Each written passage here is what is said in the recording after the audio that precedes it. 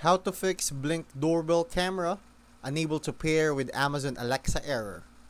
I'm going to tell you how to fix the Blink doorbell camera when it won't pair with Amazon Alexa. If your Blink doorbell won't connect to Alexa, try these steps. First, make sure both your Blink and Alexa apps are updated to the latest version.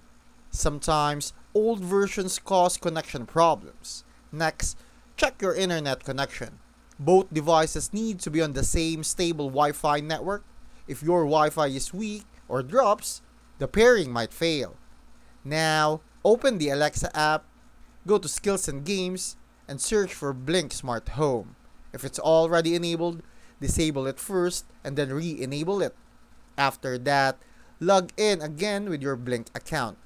If that still doesn't work, restart both your Alexa device and Blink doorbell. Unplug them for about 10 seconds, then plug it back in. And finally, make sure device discovery is turned on in Alexa. You can say, "Alexa, discover devices."